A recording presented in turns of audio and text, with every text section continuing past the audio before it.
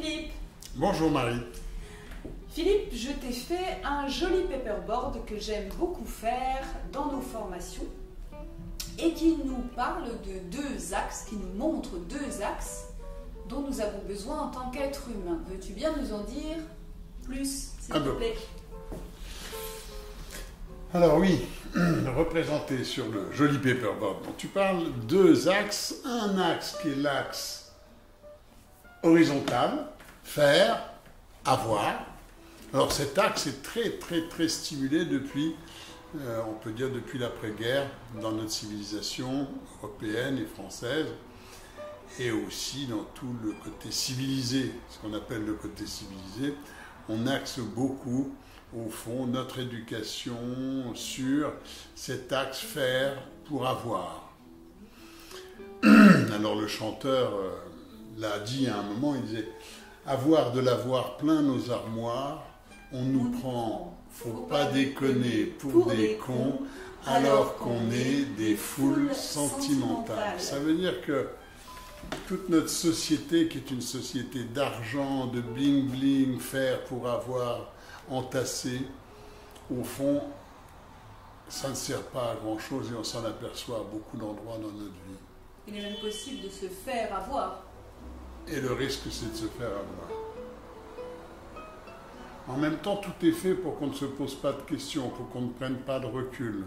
Sauf avec les derniers événements de ce début d'année. Au fond, cet axe, il est surstimulé. Tous les matins, voilà, comme des petits hamsters, on se lève dans notre roue à faire, on court, voilà, et puis ensuite on va chercher les enfants, puis ensuite, voilà, on n'a pas tellement le temps de prendre du recul sur notre vie. Est-ce que, au fond, ça remplit tous mes besoins d'être humain? Alors l'autre axe, donc si on regarde cet axe faire et avoir, c'est vraiment celui de l'éducation, celui qu'on va appeler du cerveau gauche, le cerveau rationnel. Alors si on regarde ce cerveau gauche dans notre latéralisation, c'est celui qui va être surtout orienté sur le pourquoi. Ce qui m'intéresse, c'est de comprendre, d'analyser, de rationaliser, de dire pourquoi. Comprendre, savoir, et en même temps, c'est intéressant, et en même temps, des fois je me pose la question, que faire de tous ces tableurs Excel qui essayent de prévoir, voyez, de nous dire à l'avance ce qui va se passer, de savoir, alors que ce soit dans l'entreprise, que ce soit à beaucoup d'endroits, on va remplir des tableurs Excel prévisionnels sur des années, alors que vous voyez, au fond, on s'aperçoit depuis le début de l'année qu'on ne sait pas ce qui va se passer dans 15 jours ou dans 3 semaines. Et que tout peut s'arrêter rapidement. Et que tout peut s'arrêter. Donc, à force de n'être que sur cet axe-là, on en oublie un autre axe qui était là avant, qui est toujours là avant, qui est lié à on va dire plutôt au cerveau droit, c'est l'axe être, donner et partager. C'est l'axe de notre verticalité. C'est celui qui nous différencie réellement des animaux. Être, donner, partager. C'est le cerveau droit qui est plutôt un cerveau inventif. C'est celui de notre imagination. C'est celui aussi de notre intuition. La part de nous qui sait, c'est bien ce cerveau droit, qui sait ce qui n'est pas bon. Combien de fois on a pris des décisions qu'on trouvait rationnelles en disant de toute façon ça ne va pas aller. Ça ne va pas le faire. Je rentre dans cette entreprise mais je sais que ça ne va pas le faire.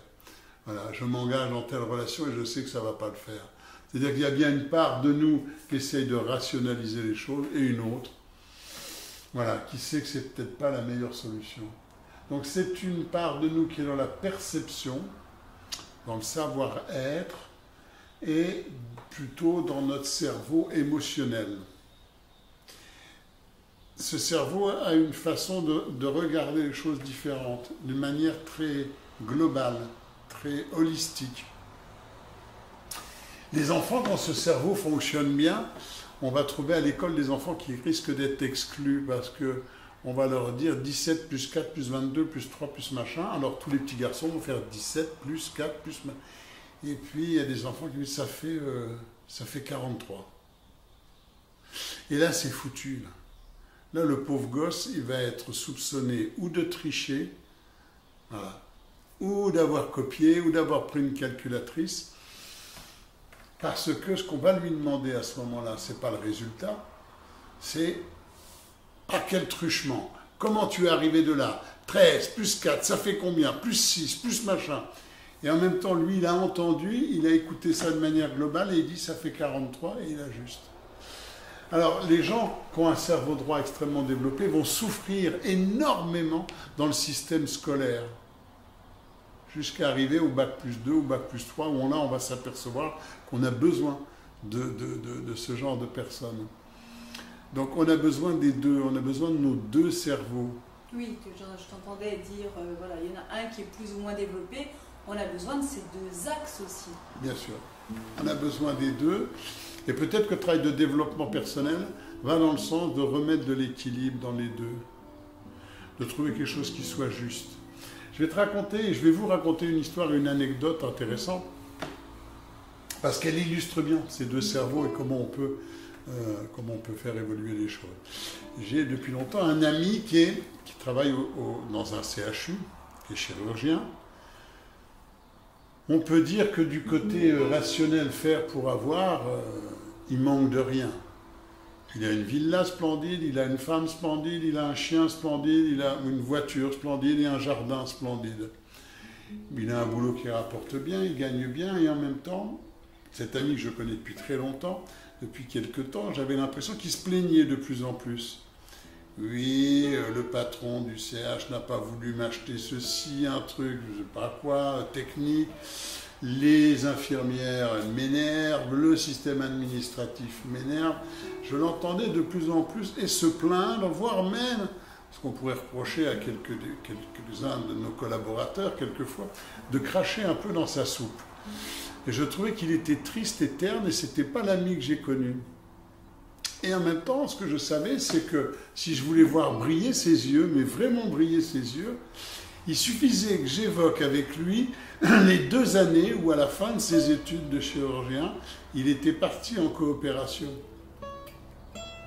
Et là, pendant 2 ans, il avait non seulement fait des opérations dans des conditions lamentables, tout juste s'il avait un cutter en inox, pas de matériel, des mouches, pas de femme, pas de bling-bling, pas de bistrot, 14 heures de boulot par jour dans un pays où il fait une chaleur à crever. Et en même temps, quand il en parle, un sourire radieux.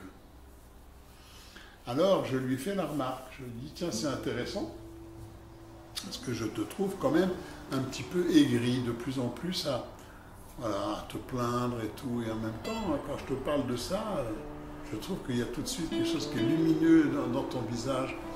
J'ai dit, est-ce que par hasard, il manquerait quelque chose aujourd'hui dans ta vie? Alors, il me dit, non, je ne sais pas. On discute un peu, et puis à un moment, il me dit, qu'est-ce qui faisait que c'était si beau, que tu étais si heureux, pour que quand tu m'en parles encore aujourd'hui, ce soit aussi fantastique, que ça brille d'une telle manière. Et tout d'un coup, il me dit, parce que ce que je faisais, c'était gratuit.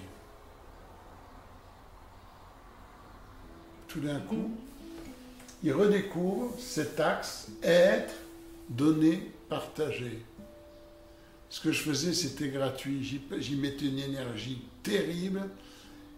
Et il me dit, mais qu'est-ce que tu veux aujourd'hui? Qu'est-ce que tu veux que je retrouve ça? Je ne vais pas repartir en Afrique à plus de 60 ans. Je ne vais pas aller refaire... Ah non, je lui dis, on ne refait pas le parcours de sa vie, non. Je lui dis, en même temps, aujourd'hui, moi je pense que ton côté aigri, il est vraiment en lien avec ça, avec ce manque, tu vois. Il y avait une part qui était nourrie, cette part être, donner, partager, elle est en train de dessécher, mais le risque c'est que ce soit toi qui sois en train de dessécher. On a rediscuté 2-3 fois autour de ça, et puis un jour je l'ai vu revenir vers moi, souriant, mais vraiment souriant. Je lui dis, tiens, qu'est-ce qui se passe? Ben, il me dit, écoute, j'ai pris certaines décisions avec les discussions qu'on a eues. La première décision, j'ai pris une journée dans la semaine où je ne travaille plus. La deuxième, j'ai pris la présidence d'une association qui s'occupe d'apporter des ressources pour l'Afrique. Et il me dit, tu ne devineras même pas, au fond, que cette association, en fait, elle s'occupe du pays où j'étais quand j'étais là-bas à 28 ans. Alors j'ai dit, tiens, ça c'est encore un sacré hasard. Et il me dit, voilà, on envoie des containers, on organise des choses, donc c'est sûr que je vais pas refaire le terrain, je vais pas aller sur le terrain. Et en même temps, j'ai repris la présidence de cette association. Bon, ben, c'est des belles décisions. Et il me dit, et la troisième, comme je gagne bien ma vie, tous les mois, je donne 1 500 € pour cette association, pour qu'elle fonctionne et qu'elle vive. Et là, j'avais retrouvé le sourire de mon ami. Il continuait, bien sûr, à faire son métier. Ça veut dire qu'il avait trouvé, ce qu'on peut peut-être rechercher pour chacun d'entre nous, une alliance juste entre l'axe faire, avoir et l'axe être, donner, partager notre verticalité. Peut-être que pour lui, il avait trouvé le bon équilibre.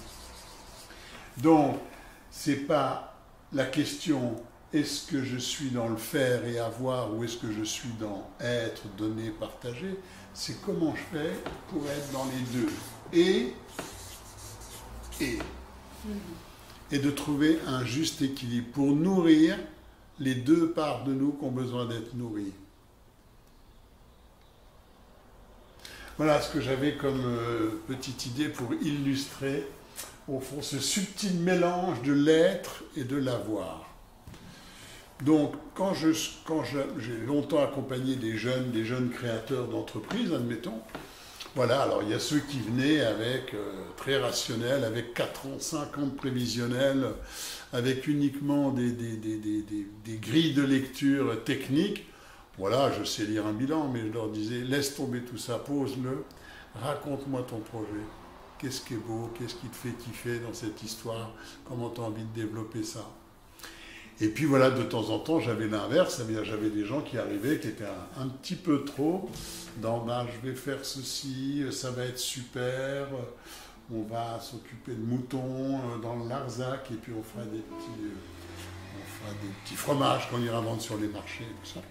Bon, je trouvais que c'était aussi une très belle idée, mais en même temps, bon, eux, je les ai souvent aidés à mettre un tout petit peu de tableur, justement, de dire, attends, comment tu vas faire ton équilibre financier, première année, deuxième année, et puis est-ce que tu as vérifié que tes enfants étaient aussi enthousiastes que ça, de quitter Nancy pour se retrouver au fin fond du Larzac, voilà. Donc je les invitais, les deux pieds sur terre, voilà. Donc c'est le subtil mélange entre les deux. Oui. C'est super. Et puis, une belle complémentarité à gagner dans ce travail, à aller vers ce subtil mélange. Et ce que j'aime aussi dans ce que tu nous expliques, c'est le fait qu'il n'y a rien à enlever, ni d'un côté ni de l'autre de ces deux axes, mais bien au contraire d'ajouter plus de ce dont chacun de nous avons besoin. Super. Voilà, pour aujourd'hui, ce sera tout. Merci à toi, Marie. Merci à chacun et à chacune de continuer à vous intéresser, à venir voir les vidéos qu'on poste toutes les semaines. Eh ben, écoutez, une fois n'est pas coutume, je vous embrasse et je vous souhaite une belle soirée. À bientôt. À bientôt.